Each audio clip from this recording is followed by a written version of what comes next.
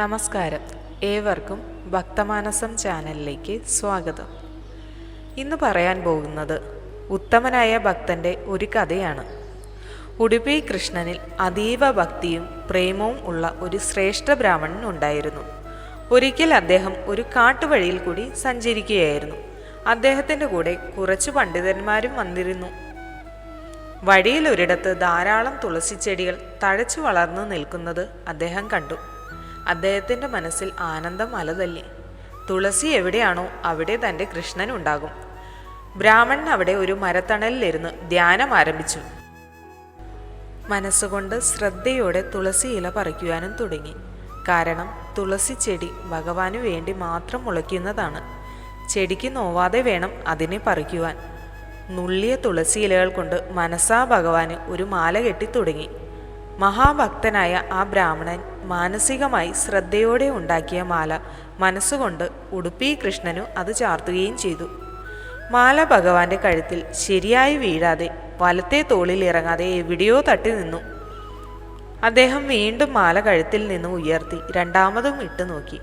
അപ്പോഴും വലത്തെ തോളിൽ ശരിക്ക് ഇറങ്ങുന്നില്ല. ഇരുവശവും കൃത്യമായി ഇറങ്ങിക്കിടന്നാലല്ലേ കാണാൻ ഭംഗിയുള്ളൂ.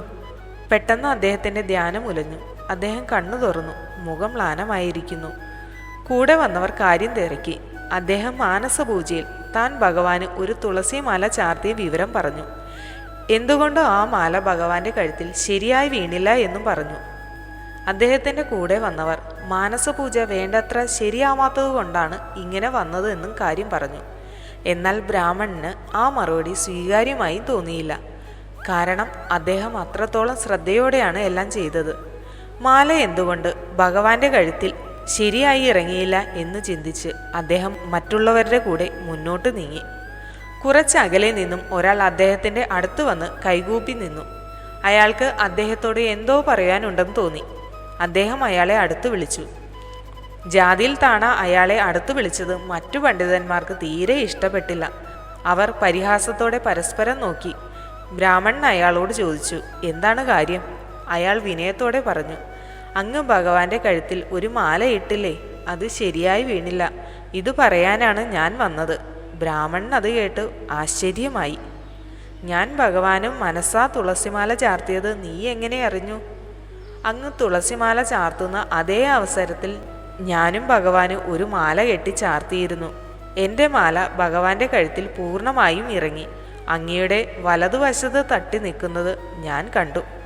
ഇത് കേട്ട ആ ബ്രാഹ്മണൻ ആനന്ദ കണ്ണീരൊഴുക്കി.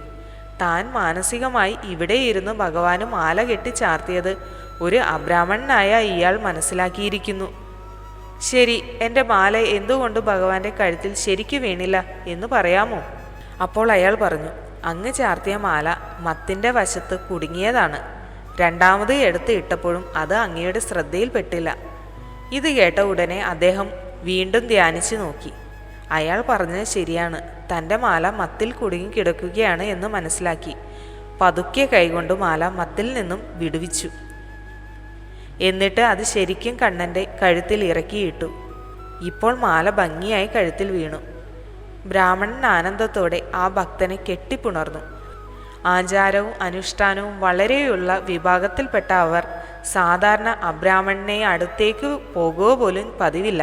ബ്രാഹ്മണൻ ചോദിച്ചു, ആശ്ചര്യം തന്നെ, അങ്ങ് എന്തു മന്ത്രമാണ് ജപിക്കുന്നത്?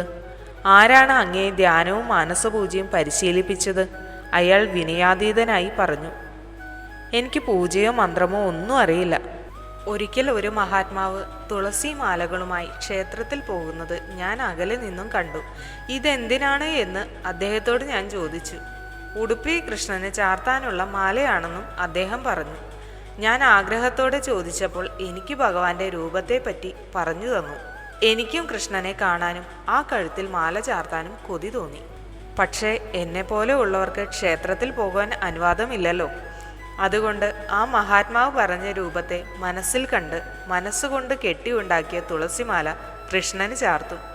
ഇതുകൂടി കേട്ടപ്പോൾ ആ ബ്രാഹ്മണൻ അയാളുടെ കാലിൽ വീണു നമസ്കരിച്ചുകൊണ്ട് പറഞ്ഞു, ഹേ പുണ്യാത്മാവേ, നീ തന്നെയാണ് ഉത്തമനായ കൃഷ്ണൻ.